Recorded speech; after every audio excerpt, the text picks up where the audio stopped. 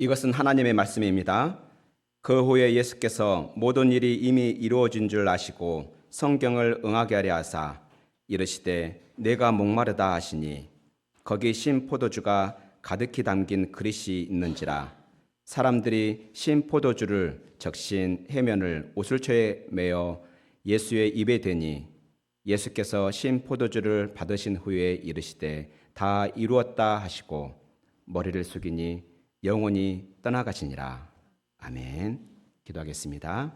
하늘에 계신 우리 아버지여, 이 시간 복음의 말씀을 전하는 저의 심령 가운데 성령으로 비추셔서 순수하게 선포하게 하시고, 또한 복음의 말씀을 듣는 우리 성도들의 마음 가운데 성령으로 조명하셔서 말씀을 밝게 깨닫게 하시며, 또한 그 말씀을 믿어 생명을 얻되 풍성하게 얻는 복된 시간 되게 하여 주옵소서. 아버지, 이 시간 말씀하옵소서. 아버지의 자녀들이 듣겠나이다. 예수 그리스도의 이름으로 기도합니다. 아멘. 우리가 지금 사순절 기간 동안에 예수님의 가상칠언 말씀으로 우리가 같이 은혜를 나누고 있는데요. 오늘은 이제 6번째 말씀으로 나누려고 합니다. 오늘 말씀은 우리 예수님께서 십자가 위에서 목마르시다라고, 목이 마르다라고 말씀하셨는데, 그 목마르다고 말씀하신 그 의미를 살피고, 또한 우리가 일생 가운데 평생 그렇게 고생하고 또 힘들게 하는 그 목마름을 해소하는 방법을 전하려고 합니다. 여러분들 가운데 이 시간 말씀을 통해 목마름이 해소되는 은혜가 있기를 축원합니다. 오늘 본문에 보면 예수님께서 십자가에서 이제 모든 일들이 이루어진 것을 아십니다. 그래서 그 모든 일들이 이루어진 것을 아시고 그 모든 일들을 이루기 위해서 한마디 하십니다. 내가 목마르다. 가상칠언 중에 가장 짧은 문장 중에 또 하나입니다. 그리고 나서 그 예수님의 주변에 있던 군인들인 것 같습니다. 그들이 신포도주가 가득 담긴 그 그릇에 그 해면, 우리 말하면 스폰지 같은 그 해면에다가 적셔서 우술초에 좀 가느다란 막대기 같은 그 우술초에 그런 줄기에 꿰서 예수님의 입에 댑니다. 그랬더니 예수님께서 그 신포도주를 받으시고 고개를 숙이시며 영원히 떠나가시는 모습들을 그리고 있습니다. 물론 마지막 일곱 번째 말씀은 다 이루었다인데요. 이 부분은 다음에 살피도록 하겠습니다. 오늘 내가 목마르다 이 말씀을 가지고 함께 은혜를 나누겠습니다. 우리 예수님께서는 십자가 위에서 목마름의 고통을 당하셨습니다. 우리가 당연히 볼 수 있는 게 첫 번째로 1차적으로는 그 목마름이 육체적인 목마름이라는 것을 쉽게 알 수 있습니다. 왜냐하면 예수님께서 새벽에 재판을 받으시잖아요. 새벽에 재판을 받으시고 그리고 이제 빌라도가 이제 십자가에 내놓게 되잖아요. 그렇게 사형 판결을 하고, 그래서 군인들이 예수님의 옷을 벗기고 채찍질을 합니다. 그 채찍질을 할 때 살점들이 다 찢어지는 채찍질이에요. 그러면 자연스럽게 피가 많이 났겠죠. 그리고 실제로 십자가 위에서 양팔과 다리에 어떻게 됐습니까? 못이 박혔습니다. 계속해서 피를 흘렸습니다. 뿐만 아니라 머리에 또한 가시관이 있었죠. 이렇게 많은 피를 흘렸기 때문에 목마른 것은 당연할 것 같습니다. 뿐만 아니라 우리 예수님께서 십자가에 못 박히신 것이 우리 한국 시간으로 따진다면 아침 9시에 못이 박히죠. 그리고 오후 3시에 운명하십니다. 그러면은 약 6시간 동안 십자가에 달리신 거잖아요. 그렇다면 우리 잘 알다시피 예수님께서 십자가에 못 박히셨을 때 해가 분명히 있었다라고 했잖아요. 그죠? 해가 빛을 잃었다 했기 때문에 아마 12시경에는 우리가 잘 알다시피 굉장히 더울 때입니다. 아무런 그늘이 없는 상태에서 이미 피를 많이 흘렸지만 동시에 땀 또한도 많이 흘렸을 것입니다. 이와 같이 몸에 있는 수분이 많이 빠져나왔기 때문에 예수님께서 당연히 목마르다 하신 말씀은 너무나 당연한 것 같습니다. 이와 같이 우리 예수님께서는 십자가 위에서 육체적인 목마름으로 고통하셨습니다. 그런데 과연 우리 예수님께서 하신 그 내가 목마르다, 물론 히브리어는 그냥 딥소예요. 딥소. 내가 목마르다 그 말씀이 단순히 육체적인 목마름만 말씀하시는 걸까요? 아마 우리는 충분히 아닐 거야 라고 좀 생각해 볼 수 있습니다. 그와 같은 사실을 알 수 있는 것이 28절에 보면 그 후에 예수께서 모든 일이 이미 이루어진 줄 아시고 뭐 하기 위해서 이 말씀하셨다는 말씀합니까?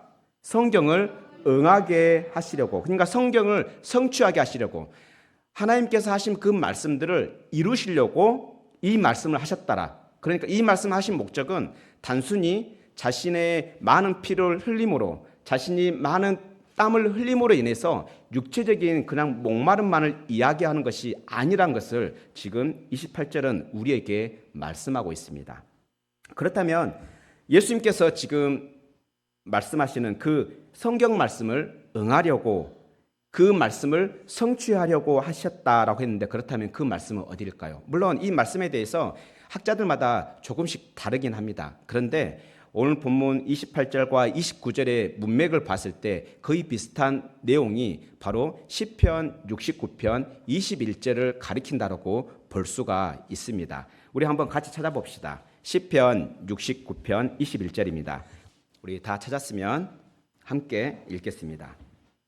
그들이 쓸개를 나의 음식물로 주며 목마를 때에는 초를 마시게 하였사오니. 여기서 말하는 목마르다 단어가 지금 여기서는 명사형이지만 같은 단어입니다. 예수님께서 내가 목마르다 동사형, 여기서는 명사형으로 나오고, 그 다음에 초라 나오는 것이 신포도주, 옥소스라는 단어와 같은 단어입니다. 그래서 이 두 단어, 그리고 아까 29절에 군인들이 신포도주를 마시게 했던, 그래서 이 두 단어를 유추해서, 그리고 목마름과 그 신포도주를 유추해서 아마 시편 69편 21절을 성취한 말씀이다라고 우리는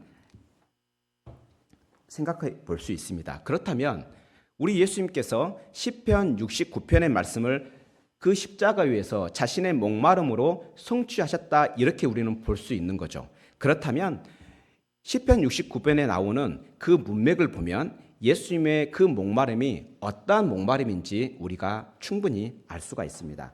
시편 69편에 보면, 시편 69편은 다윗이 지은 시입니다. 다윗이요, 물론 다윗이 아무런 죄가 없이 많은 사람들에게 어떻게 합니까? 어려움을 당합니다. 누명도 쓰고 쫓김을 당하잖아요. 뿐만 아니라 자기를 충분히 이해해 줄 수 있을 만한 실제 혈육의 형제들마저도 자기를 외면합니다. 이와 같이 다윗은 지금 아무런 이유 없이 사람들과의 관계로 인해서 목말라 하고 있습니다. 다시 말하면 정신적인 목마름인 거죠. 그래서 그런 어려움 가운데 있으면서 하나님을 향하여 부르짖습니다. 나를 도와주소서. 많은 물이 창수한 그 물들이 나를 삼키려 하는 것처럼 제가 위급합니다. 하나님, 나를 도와주소서. 그렇게 외침에도 불구하고 하나님의 응답이 없는 것 같습니다. 그래서 얼마나 외쳤던지 목이 마를 정도로 외쳤다라고 말합니다. 이와 같이 하나님을 찾지만 하나님의 응답을 받지 못하는 이 목마름, 다시 말해서 영적 목마름인 거죠. 그렇다면 이렇게 다윗이 그렇게 목말라 했던 정신적인 목마름, 영적인 목마름, 이 목마름들을 지금 예수님께서 감당하고 있다, 지금 이것을 우리에게 말씀하고 있는 것입니다. 우리는 이와 같은 사실을 충분히 알 수 있는 게, 우리 예수님은 어땠습니까? 우리 예수님께서는 또한 실제로 이 땅에 오셨을 때, 이 땅에 성령으로 잉태하셨을 때 사람들이 영접했습니까? 요한복음에 의하면은 자기 백성이 찾아오셨음에 자기 백성이 영접하지 않았다 했습니다. 이와 같이 예수님께서는 오시면서부터 사람들의 외면을 받았습니다. 뿐만 아닙니다. 우리 예수님께서는 살아생전에 어떠했습니까? 많은 사람들에게 선을 베풀었지만, 귀신을 쫓아냈지만, 많은 사람들은 예수님을 어떻게 비방하고 외면했습니까?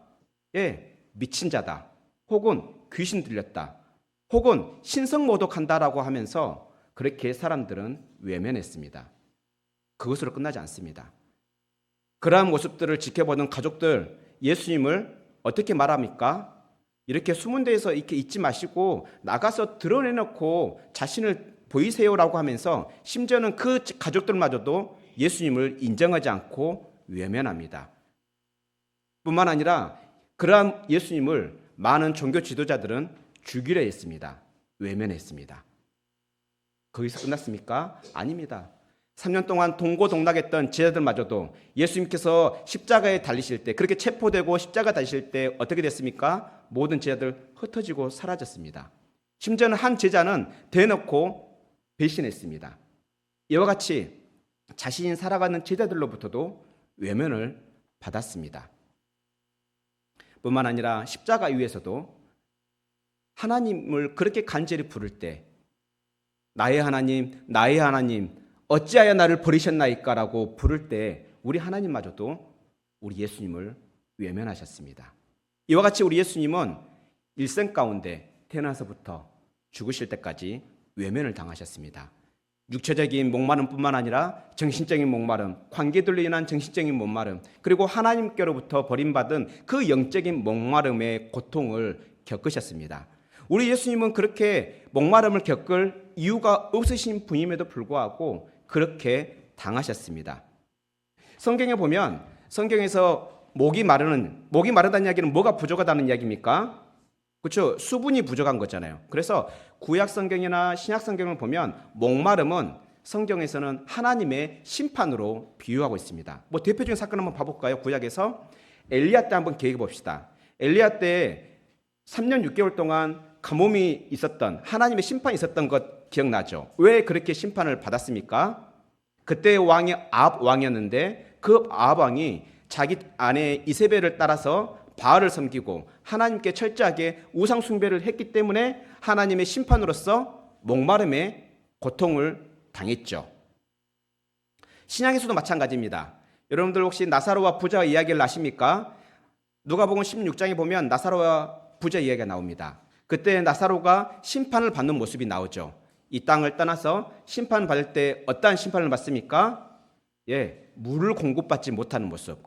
얼마나 물이 먹고 싶었던지 나사로를 통해서 물 한 방울만 찍어서 내 혀를 좀 서늘하게 해주세요 라고 했던 그 간절함, 그 정도로 목마름은 하나님의 심판으로 나타냅니다. 그렇다면 반대로는 목마름이 해결되는 것, 이것은 하나님의 구원으로 묘사하고 있습니다. 대표적인 말씀이 요한계시록 21장 6절에 나오는데요. 우리 요한계시록 21장 6절을 한번 같이 찾아서 읽겠습니다. 하나님께서 이제 온전한 구원을 이루실 때 우리에게 무엇을 공급하시는지, 어떻게 우리에게 하시는지를 말씀하고 있습니다. 구원받을 자들에게 또한 하시는 말씀입니다. 같이 함께 읽겠습니다. 시작. 또 내게 이르시되 말씀하시되 이루었도다. 나는 알파와 오메가요 처음과 마지막이라. 내가 생명수 샘물을 목마른 자에게 값없이 주리니. 아멘. 이와 같이 성경은 목마름으로부터 해결되는 것, 그러니까 생수를 공급받는 것, 이것을 구원이라 말하고 있습니다. 그래서 요한계시록의 말씀으로 하자면 무엇입니까? 생명수 생물을 받는 것, 이것을 구원으로 묘사하고 있습니다. 이와 같이 성경은 목마름은 하나님의 심판이요, 목마름이 해결되는 것, 목마름이 해소되는 것은 하나님의 구원으로 묘사하고 있습니다. 그렇다면 하나님의 그 심판, 그 목마름의 심판은 왜 있는 것입니까? 바로 우리들이 하나님께 불순종함으로 인한 우리의 죄 때문입니다. 아합이 하나님을 떠나서 우상을 섬기는 죄 때문에 그들은 3년 6개월 동안의 가뭄의 심판을 받았고, 또한 그 부자 또한도 이 땅에서 하나님의 말씀하는 건 전혀 관계없이 호의호식하다가 결국에는 하나님의 심판을 받아 그 지옥에서 물 한 방울을 그렇게 간청하는 엄청난 목마름의 심판을 받았습니다. 이것은 모두 다 우리의 죄 때문입니다. 우리의 죄로 인해서 단순히 그 목마름은 육체의 목마름에서 끝나지 않습니다. 우리 어떻습니까? 이 땅을 살면서 많은 관계들의 어려움 때문에 목마름을 겪고 있지 않습니까? 누군가의 관심을 받고 싶지만 그 관심이 없어서 목마름 가운데 있지 않습니까? 나는 그 사람에게 선대했음에도 불구하고 그 사람이 나를 오해함으로, 혹은 내가 선을 행했음에도 불구하고 그 모습을 안 입고 와서 나에 대한 그러한 잘못된 그런 소문들을 퍼뜨림으로 인해 그러한 외로움에 그 목마름을 겪지 않습니까? 뿐만 아니라 정말 하나님의 도움이 필요해서 하나님께 부르짖지만 하나님께 응답받지 못하는 그러한 영적인 그러한 목마름에 시달리지 않습니까? 우리는 정말 그 목마름을 해결하기 위해서 이성을 만나고 그 이성을 통해 그 목마름을 해소하려고 노력합니다. 그래서 결혼까지 하고 그 결혼의 결과 아이들이 태어나기도 하죠. 그런데 여러분들 결혼하신 분들, 여러분들의 그 기쁨 가운데 있는 목마름 매일매일 그 배우자를 통해서 해소가 되고 있습니까? 왜 우리는 그 목마름을 해소하기 위해서 나름의 해소할 수 있는 방법들을 찾고 그 방법들을 그렇게 시행함에도 불구하고 우리는 그 목마름을 완전히 해소할 수 없을까요? 그 원인은 성경에서 죄라고 말씀하고 있습니다. 이러한 일평생 살면서 그 목마름으로 인해서 고통하는 우리를 향해서 우리 예수님께서는 생수를 약속하십니다. 우리 이 땅에 오신 우리 예수님은 먼저 요한복음에서만 보겠습니다. 요한복음에 보면요, 우리 예수님께서 사람들의 관계로 인해서 정말 심히 목말라 했던 한 여인이 나오죠. 누군가요? 네, 사마리아 여인이죠. 그 여인은 5번의 결혼을 했습니다. 우리는 보통 통상적으로 5번이나 결혼할 정도로 굉장히 음란한 여자다라고 생각하는데, 그런데 그때 문화를 지금 문화로 생각하면 안 됩니다. 그때 당시 예수님 당시에 그 여인들은요, 자기의 주도권이 없어요. 자기가 이혼하고 싶다 해서 자기가 이혼하고 다른 남자를 사귀고 다른 남자와 결혼하는 주도권이 없어요. 지금은 그러지 않지만 그때 당시에는 여자에게 그 주도권이 없습니다. 다시 말하면 그 여인은 5번이나 남편들에게 버림받았다는 뜻입니다. 그럼에도 불구하고 그는 자기가 의지하고자 하는 그 남편에게도 버림받았을 뿐만 아니라 또한 동네 사람들로부터 수군거림에 버림을 받았습니다. 그렇게 관결에 인해서 그렇게 정신적인 그 목마름 가운데 있는 사마리아 여인에게 예수님께서는 찾아가셔서 그에게 생수를 약속합니다. 그 내용이 바로 요한복음 4장 14절인데요. 우리 같이 한번 찾아보겠습니다. 우리 예수님께서 그렇게 관계적인 그 목마름, 많은 사람들로부터 버림받고 또한 동네 사람들로부터 외면당한 그 목마름으로 지쳐있는 그 여인에게 찾아오셔서 이제 말씀하십니다. 요한복음 4장 14절 같이 읽겠습니다. 시작. 내가 주는 물을 마시는 자는 영원히 목마르지 아니하리니 내가 주는 물은 그 속에서 영생하도록 솟아나는 샘물이 되리라. 아멘. 이와 같이 그 정신적인 그러한 목마름 가운데 고생하고 있는 그 여인에게 찾아가셔서 그에게 무엇을 약속하고 있습니까? 영생토록 솟아나는 샘물을 약속하고 있습니다. 그 샘물을 마시는 자는 영원히 목마르지 않을 것이다. 뿐만 아닙니다. 우리 또 요한복음 6장 35절 한번 봐봅시다. 6장에 보면은 우리 예수님께서 오병이어의 기적을 베푸시죠. 오병이어의 기적을 통해서, 그러니까 5개의 빵과 그리고 2마리의 생선으로 남자만 5,000명을 먹인 그 사건입니다. 그리고 그 표적을 베푸시고 나서 그 표적이 무엇을 의미하는지 그러면서 하시는 말씀인데요. 6장 35절입니다. 신약성경 153페이지입니다. 같이 읽겠습니다. 시작. 예수께서 이르시되 나는 생명의 떡이니 내게 오는 자는 결코 줄이지 아니할 터이요 나를 믿는 자는 영원히 목마르지 아니하리라. 아멘.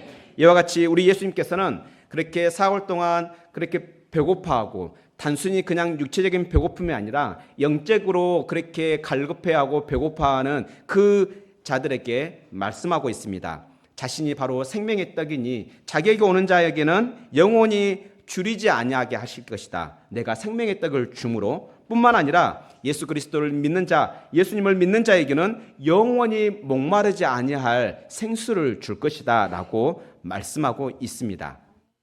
이와 같이 우리 예수님께서는 요한복음 안에서 계속해서 목마름을 해소하기 위해서 사람들을 찾아가고 그들에게 그 목마름을 해소할 수 있는 방법을 알리셨습니다. 복음을 전하셨습니다. 또 한번 찾아봅시다. 이제 요한복음 7장 37절부터 39절입니다. 이 말씀, 요한복음 7장 37절부터 39절 말씀은요, 예수님께서 초막절에 하신 말씀입니다. 초막절은 유대의 절기 중에 상당한 의미가 있는 절기예요. 초막절이 되면은 이 사람들이 그 제단 옆에 있는 큰 항아리에 물을 가득 담아놓고 그 항아리에서 작은 관을 빼서 관으로 물이 밑으로 흘러나가도록 하면서 무엇을 기념하냐면 이스라엘 백성이 광야에서 하나님께 그 물을 공급받았던 그것을 기념하면서 동시에 하나님, 우리가 또한 살아가는 가운데 우리에게 물을 계속해서 공급해 주십시오라는 그러한 의미에서 보내는 절기가 초막절입니다. 그러니까 결국에는 초막절은 무엇을 강구하는 절기입니까? 물을 강구하는 절기죠. 그 초막절에 우리 예수님께서 성전에서 하시는 말씀입니다. 바로 요한복음 7장 37절부터 39절인데요. 같이 읽겠습니다. 시작. 곧 그날에 예수께서 서서 외쳐 이르시되 누구든지 목마르거든 내게로 와서 마시라. 나를 믿는 자는 성경의 이름과 같이 그 배에서 생수의 강이 흘러나오리라 하시니 이는 그를 믿는 자들이 받을 성령을 가리켜 말씀하신 것이라. 예수께서 아직 영광을 받지 아니하셨으므로 성령이 아직 그들에게 계시지 아니하시더라. 아멘. 이와 같이 우리 예수님께서는 목마른 자에게 찾아가셔서 생수를 약속하시고 또한 그 목마름을 해소해달라는 그 절기의 끝날 가운데 진정한 생수를 받는 방법을 선포하고 계십니다.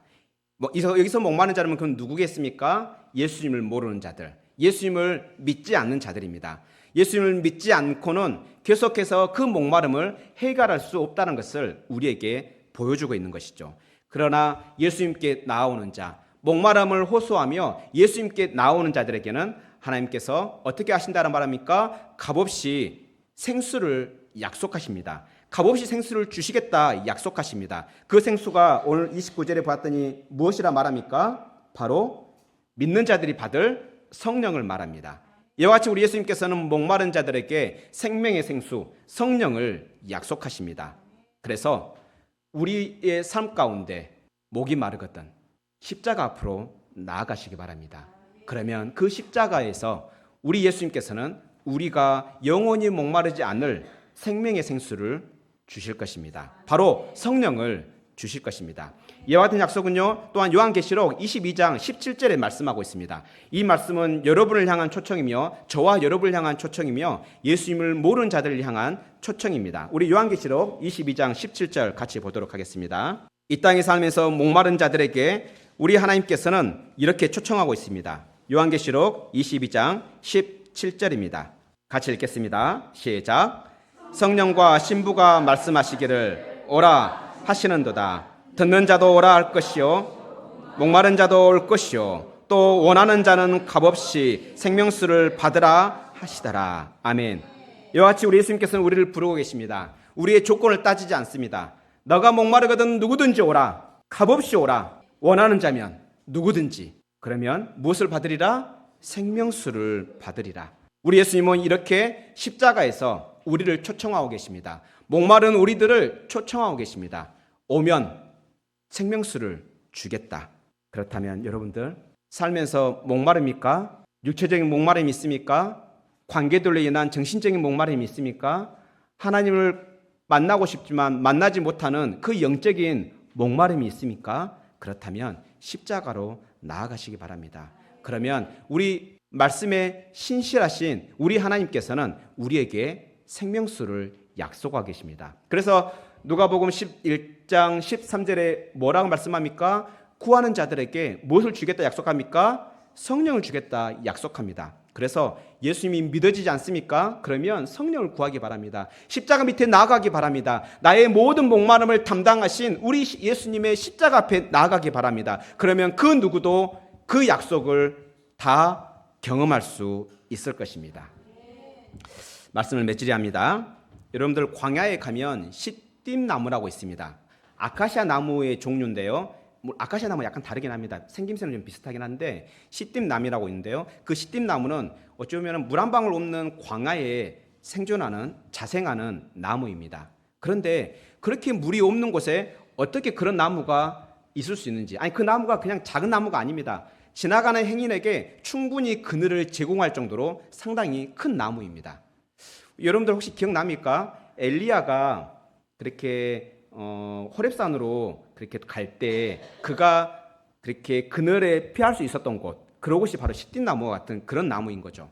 그런데 그렇게 그러한 물이 없는 곳에서 그렇게 시띠나무가 자랄 수 있는 이유가요, 그 뿌리에 있다고 합니다.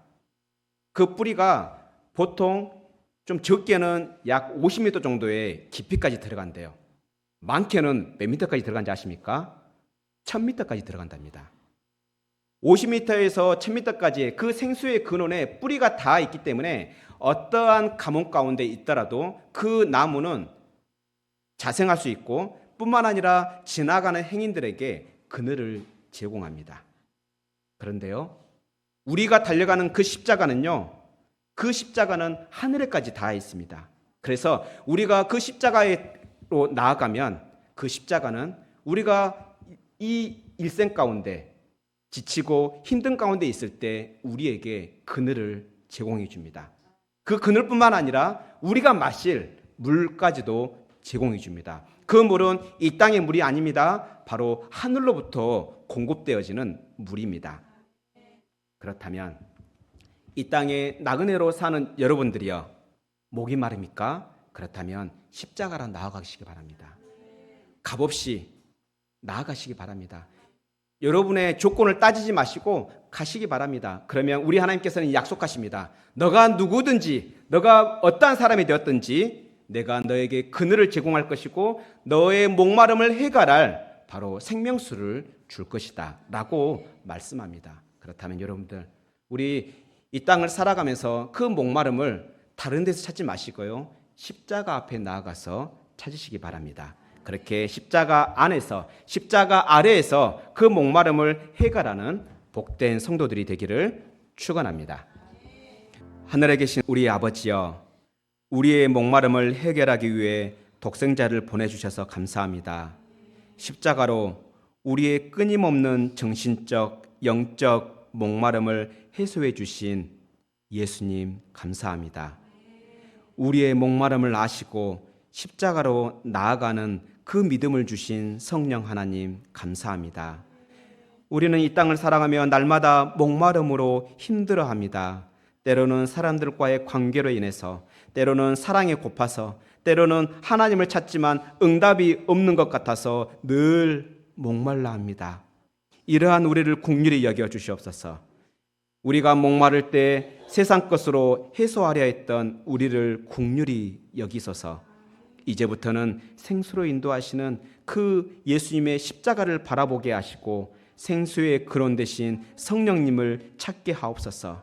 힘들고 지칠 때마다, 목이 마를 때마다 예수님의 십자가 그늘에서 쉬게 하시고, 또한 목이 가라여 지쳐 쓰러질 것 같은 우리들에게 성령으로 해결하여 주시옵소서. 우리에게 쉴 만한 그늘과 마실 만한 생수를 주시는 우리 구주 예수 그리스도의 이름으로 기도합니다. 아멘.